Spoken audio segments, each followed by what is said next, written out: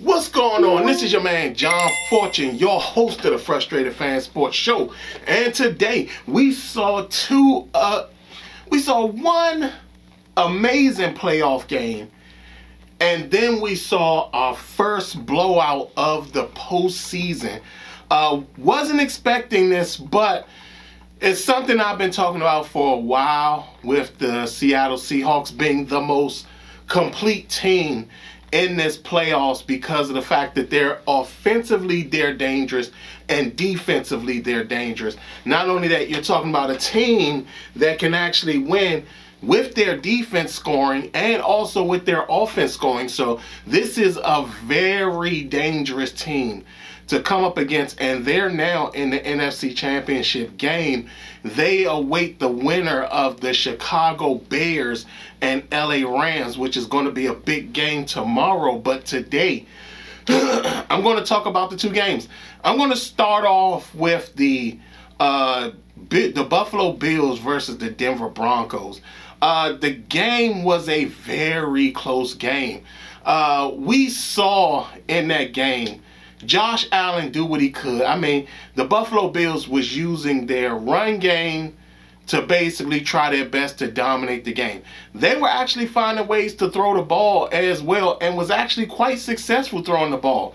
The Denver Broncos came out and did everything they could to stop it. But the ultimate difference maker in this entire game had to be Bo Nix. Bo Nix did his best rendition of, oh, Josh Allen can do that? I can do that better.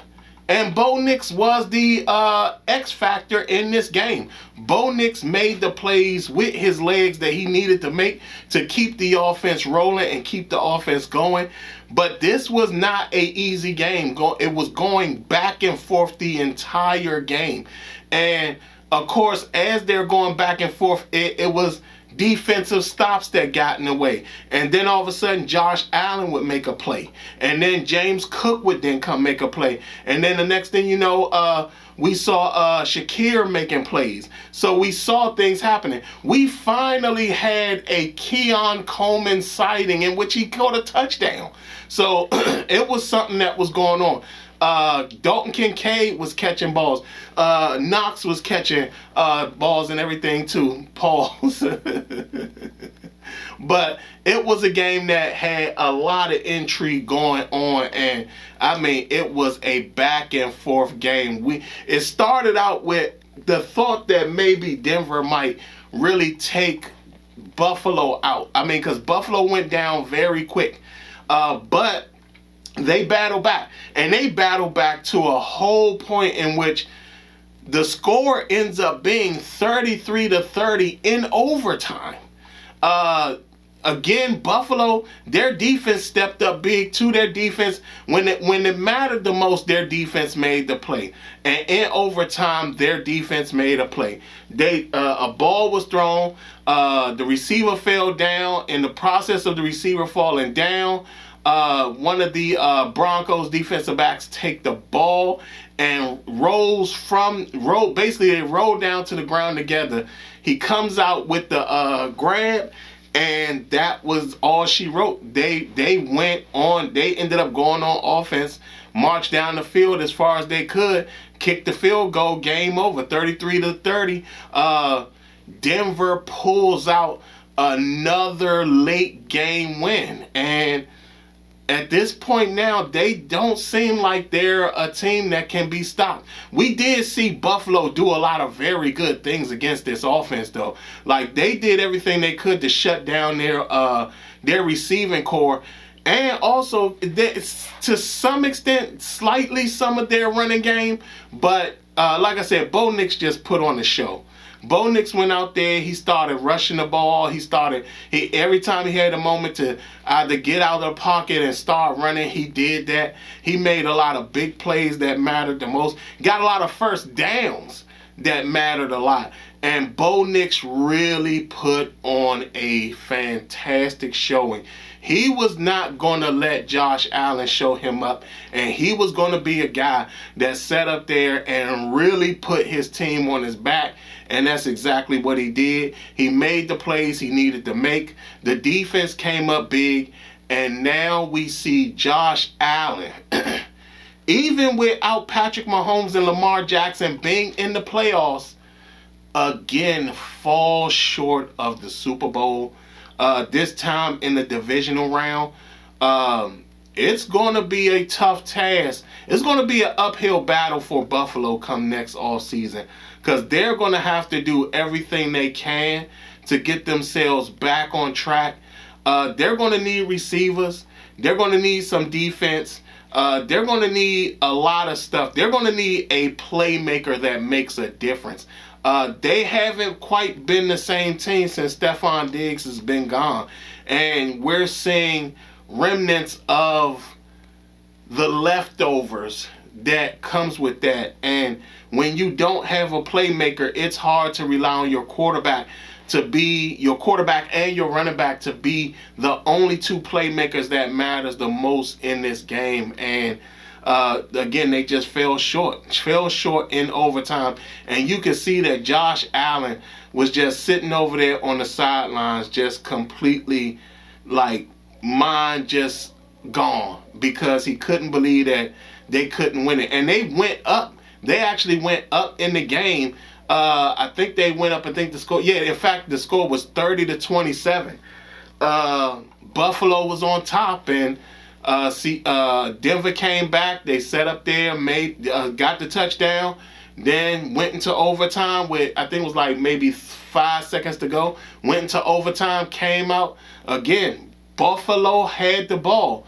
They were marching down the field. The play that came up would have probably been the play that would have probably sealed the game for Buffalo. Unfortunately, the receiver went down, fell to the ground. The defensive back was right on him. They were both going for the ball. Defensive back comes out of the pile with the ball. Game is over.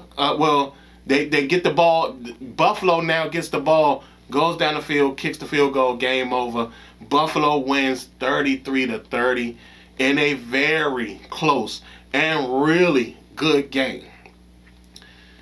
With that being said, now I go to the next game, which wasn't close, which wasn't very good. And it was a game that was basically put out there because this is our first blowout of these playoffs. This is the first time that we've seen a blowout this playoffs. And like I said earlier, Seattle is the most complete team in this current playoff postseason, because they're the team that, again, defensively and offensively, they are the most dangerous team that we have seen in a long time. In a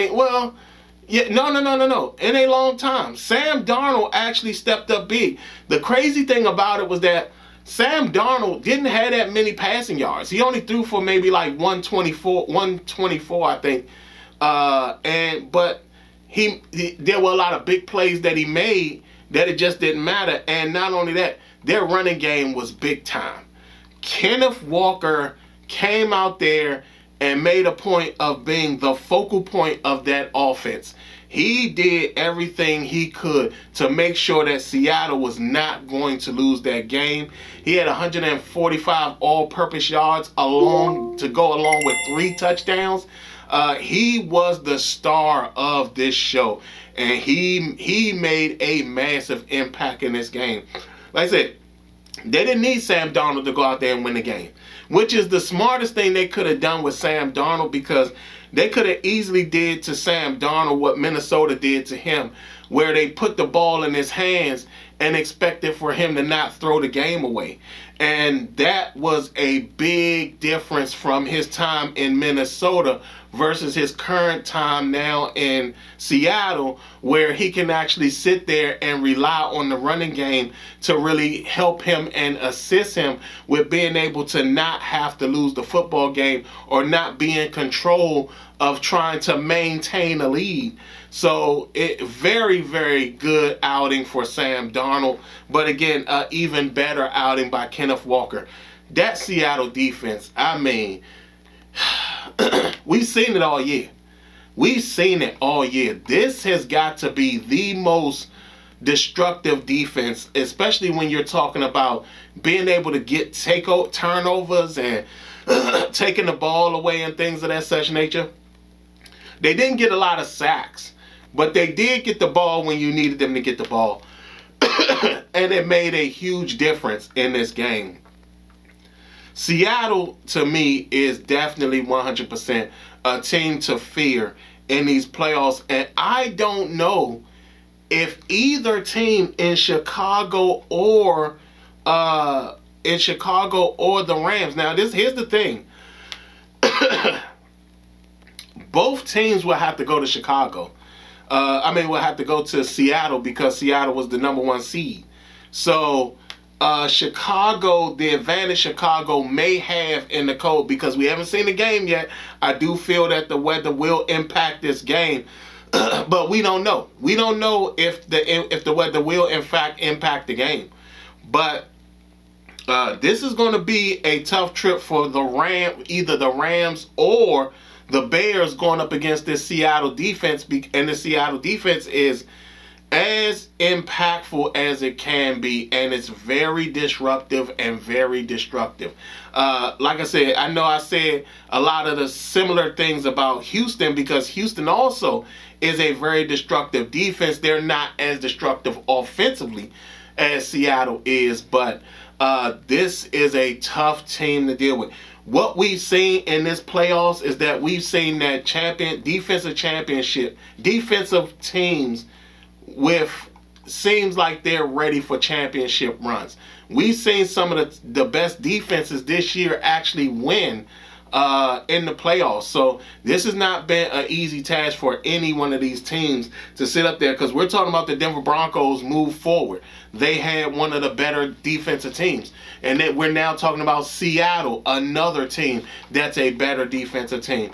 If Houston gets past it, you're talking about you now have 3 really strong defensive teams in the championship games. Depending on Chicago not quite as strong defensively, but the Rams can probably impact the game a little bit more. But we'll definitely see. The 49ers, oh man. When I was talking with Jeremiah, I talked about the fact that when it came down to the 49ers, they just felt like they were God's team. They were blessed by God because they could get all the injuries in the world, and it was like they just didn't get an injury. They were still winning games, and you couldn't figure out how they were winning games and things of that such nature, but they were still winning. Well, that luck has run out. And them not having a lot of players that they needed on that field to really be there and really give help. McCaffrey, like always, he gets injured in a key game where they need him down the line, and he's just not there because he suffers an injury. Brock Purdy was trying his best. I mean, he was still out there throwing the ball. He was running a whole lot. Like, that Seattle defense had him on the run, and he just could not find open receivers at all. When he did, they made some plays, but he was struggling to find open receivers.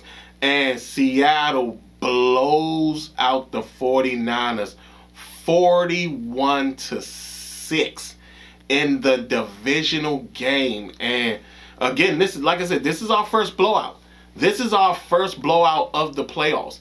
And like I said, if Seattle being the most complete team of all the teams, they're not a easy task to deal with, and they could easily end up being the team that could dominate the AFC representative and also beat the game, beat whatever team in the championship game. So this is going to be something. This is going to be one of those things where they're going to be in a huge thing. Here's the crazy part about it. Seattle could mess around and end the season beating the top 3 draft picks from the 2024 draft. Like this year, they beat Jaden Daniels in the game where Washington played Seattle. If they see Chicago and they beat Chicago, they could easily end up in the Super Bowl with the Patriots if the Patriots can bypass the Broncos. And Seattle could end up beating all 3 first-round picks from the 2024 draft in one season. That would be crazy. But again, like I said, fantastic game. The 49ers just didn't get it done. They were not prepared. They were not ready. We saw Kyle Shanahan lose his cool on the sidelines. We rarely see that from Kyle Shanahan. So he was angry about what happened early in the game when I think Jackson Smith and Jigba got the touchdown. So he was really pissed. Robert Saleh just looked like he had no answers and couldn't give you an answer for why it was going downhill. The answer is Seattle's just that good. That's the answer. And there's no getting around it. So, yeah, what we saw today was a very big and impactful game. Seattle, again, very dangerous team. I'm going to be honest, I really don't see anybody stopping them as they march on to the Super Bowl. It's hard for me to see anyone actually beating them. The big game that's going to be next is this Houston Texans versus this Patriots game. That's going to be a big game, and we will see what will happen in the next 2 games. I will be back tomorrow to go over those games, possibly with Jeremiah. Of course, I'm doing a solo show this time. But, yeah, so one really good playoff game, which was the early game, and 1 blowout. Y'all tell me what y'all think. How do y'all feel about what happened in these games? Seattle fans, y'all got the team. Y'all really do got the team. Y'all tell me what y'all think of y'all team in the comments below. 49ers fan, how you feeling? What's the next step now? Is it time to move on from Cal? Is it time for y'all to rebuild the team like y'all want to? Y'all suffered some major injuries this year, but y'all was still quite successful. What about the Christian McCaffrey effect? I mean, he's been injured a lot since he's been to San Francisco. Hell, he was injured a lot back in Carolina. Now he's been getting a lot. Now he's getting injured pretty much as often as he is, even with San Francisco. Do you take the chance of moving on with him, especially when you have a guy in Julian Love in the upcoming draft that could possibly be a very good replacement for Christian McCaffrey? Tell me what y'all think in the comments below. Buffalo fans, how you feeling? Is this feeling like the Jim Kelly type of thing right now? Josh Allen, Jim Kelly type of thing, where it's like he just can't win the big one. He just can't get through the hump. How y'all feeling about it?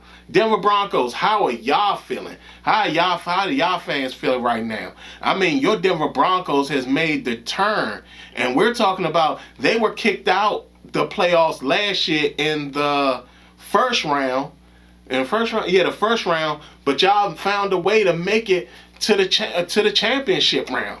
So how are y'all feeling about this team? Y'all tell me in the comments below. Other than that, this has been your man John Fortune. Like, comment, and subscribe. And this has been the Frustrated Fan Sports Show.